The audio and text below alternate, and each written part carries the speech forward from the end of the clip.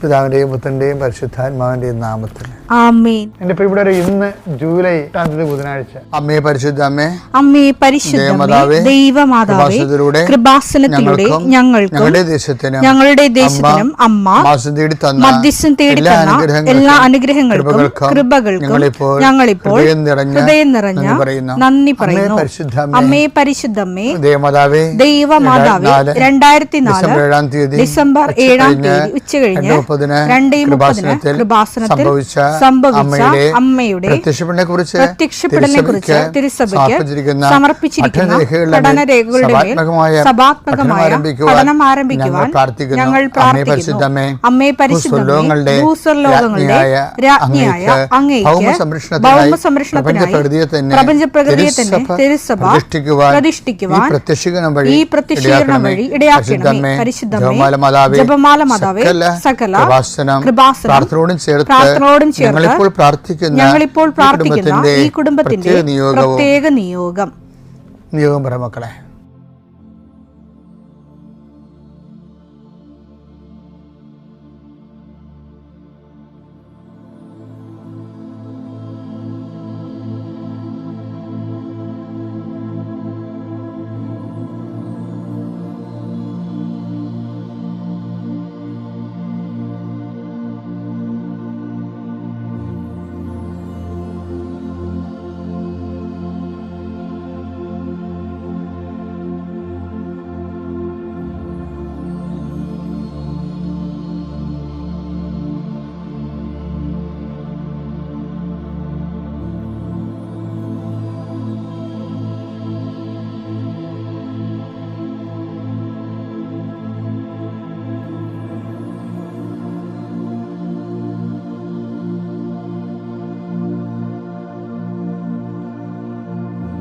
അമ്മയുടെ പ്രത്യക്ഷീകരണത്തിന്റെ ഈ അനുഗ്രഹവേളയിൽ ഞങ്ങൾക്ക് സാധിച്ചു തരുവാൻ കനിയണമേ.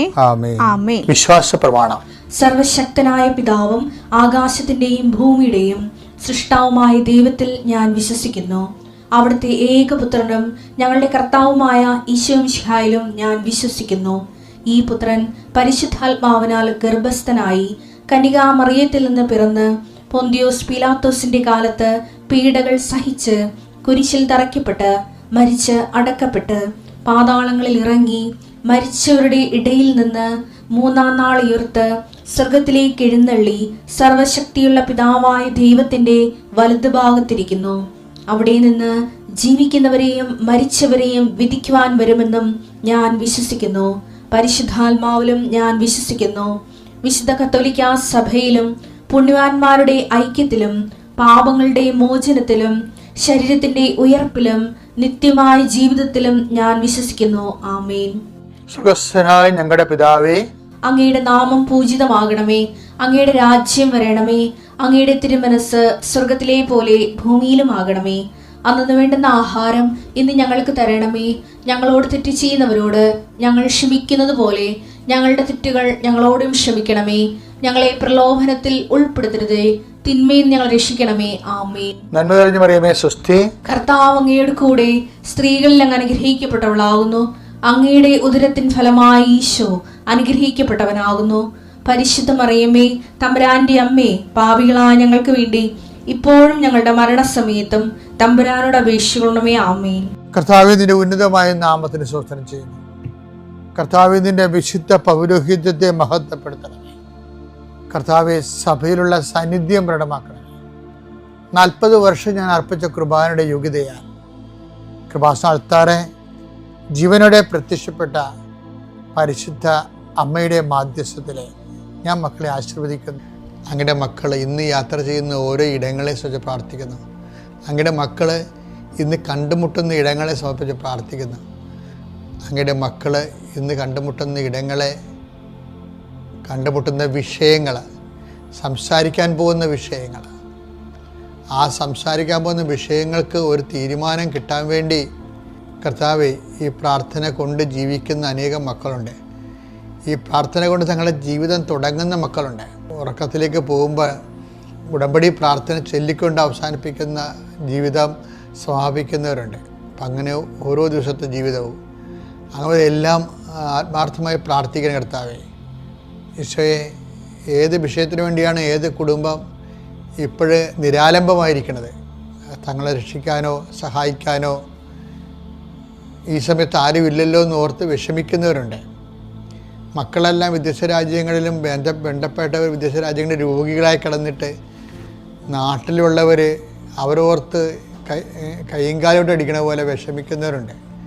അവരെയെല്ലാം അമ്മേ, സഞ്ചാരി മാതാവേ, സമയത്തിൻ്റെ അധികാരി, ഈ ഒറ്റ പ്രാർത്ഥന കൊണ്ട് ഞങ്ങളുടെ കൺമുൻപിൽ നിന്ന് മറഞ്ഞ് അന്യരാജ്യങ്ങളിൽ വേദനപ്പെടുന്ന ഞങ്ങളുടെ ബന്ധുക്കളെ നീ സ്പർശിക്കണം.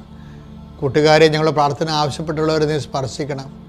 കർത്താവേ, ഇപ്പോൾ പ്രാർത്ഥിക്കുന്നത് ജീവിതമാർഗങ്ങൾ പല മേഖലകളിൽ ജീവിതം ആരംഭിക്കുന്നുണ്ട്. കട, കമ്പോളങ്ങൾ, ഏജൻസികൾ, കന്നുകാലി വളർത്തലുകൾ, ഇങ്ങനെ ജോലികൾ, കമ്പനി നടത്തുന്നവർ, ഇങ്ങനെ എന്തെല്ലാം കാര്യങ്ങൾക്ക് വേണ്ടി ഓരോ വരുമാന മാർഗം കണ്ടെത്തിയിരിക്കുന്നവർക്ക് അത് നഷ്ടപ്പെടാൻ ഇരിക്കാൻ വേണ്ടി കർത്താവിൻ്റെ നാമത്തിൽ പ്രാർത്ഥിക്കുന്നു. കർത്താവേ, നിൻ്റെ നാമത്തെ മഹത്വപ്പെടുത്തണമേ. കർത്താവെ, സഭയിലുള്ള സാന്നിധ്യം പ്രകടമാക്കണമേ.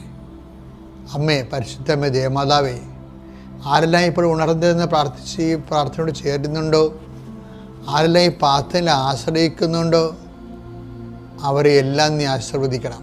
എൻ്റെ കർത്താവിൻ്റെ ഉന്നതമായ നാമത്തിൽ, സഭയുടെ അധികാരത്തിൽ, കുരിശിൻ്റെ അടയാളത്തിൽ, ദൈവത്തിൻ്റെ ശക്തിയാൽ ഈ ദിവസം കർത്താവ് നിങ്ങളെ അനുഗ്രഹിക്കുകയും ആശ്വസിപ്പിക്കുകയും ചെയ്യട്ടെ. നമ്മൾ ഇന്നലെ ഇടയ്ക്ക് ഒന്ന് പറഞ്ഞു നിർത്തി ഡിവേറ്റ്, പരിശുദ്ധാത്മാവ് ഡിവേറ്റ് ചെയ്ത് കൊണ്ടുപോയിട്ട് വേറൊരു സബ്ജക്റ്റ് ഇല്ലായത്. ഇപ്പോൾ ഇന്നലെ ഞാൻ പറഞ്ഞില്ലേ ഡൊമിനിക്കിൻ്റെ സാക്ഷ്യം. ഇപ്പോൾ ഡൊമിനിക്കിന് നല്ല കാലത്ത് ഉടമ്പടിയെടുത്ത ആളാണ്. അങ്ങനെ ഞാൻ ആ സാക്ഷിയാണ് ആദ്യം കേൾക്കുന്നത്. ഞങ്ങളുടെ നല്ല കാലത്താണ് ഞങ്ങൾ ഉടമ്പടി എടുത്തതെന്ന്. അപ്പം പക്ഷേ ഞങ്ങൾ ഉടമ്പടി എടുക്കാൻ വേണ്ടി ഇവിടെ വന്നില്ലേ, വീട്ടിലിരുന്ന് തീരുമാനിച്ചു എന്തിനാ ഉടമ്പടി എടുക്കണമെന്ന്. അവർക്ക് പ്രത്യേകിച്ച് കാര്യങ്ങളൊന്നുമില്ല. പക്ഷേ ഇവിടെ വന്നപ്പോൾ അമ്മ പറഞ്ഞ് ദുരന്തം ഉണ്ടാകാൻ കൊണ്ട് പ്രാർത്ഥിക്കണമെന്ന്. അതാണ്. അപ്പം ഇവിടെ വീട്ടിൽ വെച്ച് പറഞ്ഞില്ലത്. വീട്ടിലൊന്നുമില്ല, അമ്മയെ പോയി കുറച്ചുകൂടി കൊള്ളാവുന്ന സ്പിരിച്വൽ ലൈഫ് ചിട്ടയായിട്ട് പോകണമെന്ന് കണ്ടപ്പോഴാണ് ഈ ജീസസ് യൂത്ത് ഫുൾ ടൈമറായിട്ടുള്ള ആൾക്കാർ ഉടമ്പടി എടുക്കാൻ തീരുമാനിക്കണത്. അവിടെ ലൈഫ് എടുത്ത് ഓക്കെയാണ് ശരിക്കും. അപ്പം അവർക്ക് പക്ഷേ അവർ ഉടമ്പടി എന്നുള്ള ഈ സംഭവം കേട്ടപ്പോൾ അവർക്ക് മനസ്സിലായി ഉടമ്പടി എടുത്താൽ ലൈഫ് കുറച്ചുകൂടി ചിട്ടയാകും. പിന്നെ മണ്ടേറ്ററി ആയിട്ട് കുറേ അധികം കാര്യങ്ങൾ നമ്മൾ ഓപ്ഷണലായും പേഴ്സണലുമായിട്ടല്ലാതെ മണ്ടേറ്ററി ആയിട്ട് നമുക്ക് ചെയ്തേ പറ്റത്തുള്ളാത്ത രീതിയിൽ നമ്മളെ ശരിക്കും ഉടമ്പടി ബൂസ്റ്റ് ചെയ്യുമെന്ന് മനസ്സിലായപ്പോഴാണ് ഉടമ്പടി എടുത്ത് നമുക്ക് ആ ഉടമ്പടി വളരാമെന്ന് പറഞ്ഞുകൊണ്ട് ഇവർ വരണത് ഇവിടെ. പക്ഷേ ഇവർ ഭാര്യയും ഭർത്താവും കൊച്ചും കൂടി വന്ന് കൃപാസനത്തിനകത്ത് ചവിട്ടിയപ്പോൾ അമ്മ പറഞ്ഞു ദുരന്തമുണ്ടാകാൻ പോകുന്നു, പ്രാർത്ഥിക്കണം. ഇവർ ഐസായിപ്പോയി. അപ്പോൾ പറഞ്ഞത് ഇത് അമ്മ അന്ന് അച്ഛനോട് പറഞ്ഞ കാര്യമാണല്ലോ ഇപ്പം ഞങ്ങളോട് പറയണമെന്ന്. ദൈവമേ, എന്ത് ദുരന്തമായിരിക്കും, എന്ത് ദുരന്തം അമ്മ ഉണ്ടാകുമല്ല എന്ന് പറഞ്ഞാൽ അവർ ഉടമ്പടി എടുത്ത് ഒരു മാസം കഴിഞ്ഞപ്പോൾ ഈ റോമിക എന്ന് പറയുന്ന മകളില്ലേ, അവളെന്നെന്തോ 10ാം ക്ലാസ്സിലോ മറ്റേ പഠിക്കുകയായിരുന്നു. അവൾ പെട്ടെന്ന് ബ്ലാങ്കായിപ്പോയി. അവൾക്ക് പരീക്ഷ എഴുതാൻ പറ്റണില്ല. ആ റോമിക അതിനെക്കുറിച്ച് റോമിക സാക്ഷ്യം പറയുന്നുണ്ട്. അവൾ ഉപയോഗിക്കുന്ന വാക്ക് ട്രോമറ്റൈസ്ഡ് എന്നാണ്. വെച്ച് കഴിഞ്ഞാൽ വാദം പിടിച്ചെന്നല്ല എൻ്റെ അർത്ഥം. ട്രോമ ഇല്ല, ട്രോമ എന്ന് വെച്ച് കഴിഞ്ഞാൽ നമ്മൾ ഫുള്ളായിട്ട് ബ്ലാങ്കായി പോകും. ചില ആൾക്കാരുടെ ട്രോമ ഹൈപ്പർ ടെൻഷൻ വന്നു കഴിയുമ്പോൾ കണ്ണ് കൃഷ്ണമണിയൊക്കെ കാണാതിരിക്കും. ചിലപ്പോൾ കൃഷ്ണമണി ഉണ്ടാകും, കാഴ്ച ബ്ലോക്കാവും. അത് നമ്മുടെ തലച്ചോറില്ലേ, തലച്ചോറ് ഹൈപ്പർ ടെൻഷൻ അടിക്കുമ്പോൾ തലച്ചോറിൽ നിന്ന് നമ്മളുടെ കോർണിയയിലേക്കുമുള്ള ഇതില്ലേ, നമ്മളുടെ ഞരമ്പില്ലേ, സൂക്ഷ്മമായ ഞരമ്പിലില്ലേ, അവിടെ ഒരിഷ്ടം ബ്ലോക്കായി പോകും. അപ്പോഴാണ് ഈ കണ്ണ് തുറന്നിരിക്കും പക്ഷെ കാഴ്ച കാണത്തില്ല. ട്രോമയുടെ ഒരു ലക്ഷണമാണത്. ഞാനത് എൻ്റെ നോവലിന് വേണ്ടി പഠിച്ചതാണ്. ഞാൻ ആ ലാസ്റ്റ് ഗസ്റ്ററിന് നോവൽ എഴുതിയ കാലത്ത് അതിലൊരു ആളിന് ട്രോമ വരുന്നുണ്ട്. അപ്പം അതിൻ്റെ മെഡിക്കൽ മേഖലകൾ പഠിച്ചതാണ്. അപ്പോഴാണ് ഇങ്ങനെ ഒരു സംഭവം കണ്ടെത്തിയത്. നമ്മളിങ്ങനെ പഠിക്കും, പക്ഷേ നമുക്ക് പ്രൊഡ്യൂസ് ചെയ്യാൻ പറ്റത്തില്ല. പഠിക്കും, പക്ഷെ ഒന്നും പ്രൊഡ്യൂസ് ചെയ്യാൻ പറ്റത്തില്ല. ഫുൾ ബ്ലാങ്ക് എന്ന് പറയും. അപ്പോൾ അങ്ങനെ വന്ന് അവൾ പരീക്ഷ തോറ്റു. അപ്പോൾ അതൊക്കെ മനസ്സിലായില്ല, ഇത് കളിയല്ല, കാര്യമാണ്. മനസ്സിലായില്ല. ഏറ്റവും നല്ല റാങ്ക് വാങ്ങിച്ച് പഠിച്ച കൊച്ചാ അല്ല. പക്ഷേ പെട്ടെന്ന് ഹൈപ്പർ ടെൻഷൻ കയറി. ചിലപ്പോൾ കോമ്പറ്റീഷൻസ് വരുമ്പോഴേ, കോമ്പറ്റീഷൻസ് ഇല്ലേ, മറ്റു കുട്ടികളുമായിട്ട് കോമ്പറ്റീഷൻ, എനിക്കുള്ളത് അത് റാങ്ക് മേടിക്കാനും IAS റാങ്കിനും ഇങ്ങനെ കുറേ കോമ്പറ്റീഷൻ ഫീൽഡില്ലേ. ഇപ്പോൾ ഗവൺമെൻറ് ഈ കോമ്പറ്റീഷനും കുറച്ച് കൊണ്ടുവരുന്നുണ്ട്, ഷോക്ക് അബ്സോർബ് ചെയ്ത് കൊണ്ടുവരുന്നുണ്ട്. കാര്യം കോമ്പറ്റീഷൻ ഫീൽഡിൽ നിന്ന് കുട്ടിക്കാലങ്ങളെ കോമ്പറ്റീഷൻ ഒഴിവാക്കണം. ശരിയാണോന്നും നമുക്കറിയത്തില്ല. ഈ സായിപ്പന്മാർ കാണിക്കുന്നതെല്ലാം ഇങ്ങനെ അവരെന്ത് കാണിക്കുന്നു അത് നമ്മളിവിടെ കോപ്പി അടിക്കും. അതായത് അങ്ങനെയാണ് ചെയ്യണം. ഇപ്പോൾ സായിപ്പന്മാരുടെ കൂടത്തിൽ ആ പിള്ളേർക്കൊന്നും ടെൻഷൻ ഇല്ലല്ലോ. കാര്യം വഴക്കൊന്നും പറയാം, അവർ വഴക്ക് പറഞ്ഞാൽ പോലും അവർക്ക് വേണേൽ പോലീസിൽ വിളിച്ച് പറയാം, ഡാഡിനെയും കൊണ്ട് പോലീസ് പോകും. അപ്പോൾ ഒരു ഡിസ്റ്റർബൻസ് ഇല്ലാതെ വെള്ളക്കാരുടെ കുഞ്ഞുങ്ങളിങ്ങനെ അമൂൽ കുഞ്ഞുങ്ങളെപ്പോലെ അങ്ങനെ വളരുകയും നാളെ കാലങ്ങളിൽ എന്ത് സംഭവിക്കുമെന്ന് നമുക്കറിയത്തില്ല. ഈ സൈക്കോളജിസ്റ്റുകൾ ആണ് ഈ പ്രശ്നങ്ങളെല്ലാം ഉണ്ടാക്കുന്നത്. ശരിക്കും സൈക്കോളജിസ്റ്റുകൾ തിയററ്റിക്കലായിട്ട് ഈ വിഷയങ്ങൾ കാണുന്നത് കൊണ്ടുണ്ടാകുന്ന ചില പ്രശ്നങ്ങളാണ്. അടി കൊടുത്ത് വളർത്തേണ്ട പട്ടി കൃത്യമായിട്ട് അടി കൊടുത്തു കഴിഞ്ഞാൽ ബൈബിൾ പറയുന്നുണ്ട്. എന്താണ് വിശുദ്ധ ഗ്രന്ഥം പറയുന്നത്? എന്താണ്? പ്രഭാഷകൻ 30:8 മെരുക്കാത്ത കുതിര ദുശാഠ്യം കാണിക്കും. ശിക്ഷണം ലഭിക്കാത്ത പുത്രനായാലും പുത്രിയായാലും തന്നിഷ്ടക്കാരനാകും. അവരാരും കൺട്രോൾ ചെയ്യാൻ പറ്റത്തില്ല. അപ്പോൾ നാളെ ഇവരുടെ ഫെഡറൽ റിപ്പോർട്ടല്ലേ, ഫെഡറലിസ്റ്റ് ഇവരെങ്ങനെ വെച്ചാൽ ഈ ബൈബിളൊക്കെ മാറ്റി വെച്ചത് യൂറോപ്യൻസ്. അങ്ങനെ ഒരു റാഷണലിസം കയറിയിട്ട് ബൈബിൾ മാറ്റി വെച്ച് ദൈവം അവിടെ നാട്ടിൽ നിന്ന് പോകുന്നു.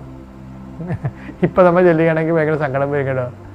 നമ്മൾ കണ്ട സ്വപ്ന ഭൂമികളൊക്കെ ഇല്ലേ, അത് ഞാൻ എല്ലാ രാജ്യത്തിൻ്റെ പേരൊന്നും ഞാൻ പറയണില്ല, അത് ശരിയാകത്തില്ല. പലയിടത്തും നാഷണൽ ഹൈവേ നന്നാക്കിയിട്ടില്ല.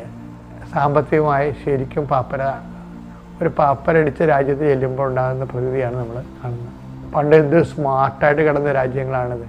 ഇവർ ദൈവത്തെ മാറ്റി നിർത്തി ഓരോരോ കാര്യം പറയുന്നതനുസരിച്ചിട്ട് ആ പ്രൊട്ടക്ഷൻ പോകത്തില്ലേ, ദൈവത്തിൻ്റെ ഒരു പ്രൊട്ടക്ഷൻ പോകും. നിങ്ങൾക്കറിയാമല്ലോ, പല കാര്യങ്ങളും പ്രൊട്ടക്ഷനാണ് നിൽക്കുന്നത്. നമുക്കൊന്നും ചെയ്യാൻ പറ്റത്തില്ല. ഭൂമി കുലുങ്ങിയാൽ നമ്മൾ എന്ത് ചെയ്യും? മാറി താമസിക്കാൻ പറ്റുമായിരിക്കും ചില സമയത്ത്. നമുക്ക് ഒരു നേരത്തെ അറിവ് കിട്ടിയാൽ മാറി താമസിക്കാൻ പറ്റും. പക്ഷേ ഈ അറിവ് കിട്ടാത്ത രാജ്യങ്ങളിലും ആൾക്കാർ എന്തുമാത്രം മരിക്കുന്നു. അത് ഓർക്കുമ്പോൾ എനിക്ക് ഭയങ്കര സങ്കടമാണ്, ഒരു നിരാലംബര. അവിടെ ദൈവത്തിന് മാത്രമേ ഒന്നും ചെയ്യാൻ പറ്റത്തുള്ളൂ. നമ്മുടെ ജീവിതത്തിലെ ഭൂമിയിലേക്കും അങ്ങനെയാണ്. അപ്പം അമ്മ ഇവിടെ കയറി വന്നപ്പോൾ തന്നെ അമ്മ പറഞ്ഞു ദുരന്തം ഉണ്ടാകാൻ പോലും കേട്ടോ, പ്രാർത്ഥിക്കണമെന്ന്. അവരെന്ത് ചെയ്തു? അവർ ടൈറ്റപ്പ് ചെയ്ത് പ്രാർത്ഥിച്ചു. കുഞ്ഞിന് ഈ ബ്ലാങ്ക് വന്നപ്പോഴേ രോമിക്കയ്ക്ക് ഈ ബ്ലാങ്ക് വന്നല്ലേ, അവർ കുലുങ്ങിയില്ല. കാര്യം എന്താ? അമ്മ കൃപാസനത്തിൽ പറഞ്ഞായിരുന്നു അതെന്താ, സീസൺ മാറാൻ പോകുന്നുണ്ടോ, സീസൺ മാറാൻ പോകുന്നു. അപ്പോൾ റോമിയുടെ അമ്മ പറഞ്ഞ്, റോമിയെ ഇനി നീ ഉടമ്പടി എടുക്കണമെന്ന് പറഞ്ഞു. അമ്മ അത് ആഗ്രഹിക്കുന്നുണ്ട്. നീ ഇപ്പം ഞാനും അപ്പായും ഉടമ്പടിയിലാണ്, നീയും കൂടി ഉടമ്പടി എടുക്കണം. അപ്പോൾ റോമി അത് അനുസരിച്ചു. അതാണ് അവളുടെ വിജയം എന്ന് പറഞ്ഞത്. അവളനുസരിച്ച് അവളൊന്ന് ഉടമ്പടി എടുത്തിട്ട് അവൾ ഉടമ്പടി തൈലം നെറ്റിക്ക് തേച്ച് വിശ്വാസപ്രമാണം ചൊല്ലി പ്രാർത്ഥിച്ച് കുറച്ച് കഴിഞ്ഞപ്പോൾ അവളുടെ എല്ലാ രോഗവും മാറി. അവൾ ഓക്കെ ആയതല്ല, അവളുടെ പിന്നീടുത്ത പരീക്ഷയ്ക്കൊക്കെ 84% വരെ മാർക്ക് കിട്ടി. പിതാവിൻ്റെയും പുത്രൻ്റെയും പരിശുദ്ധാത്മാവിൻ്റെയും നാമത്തിൽ.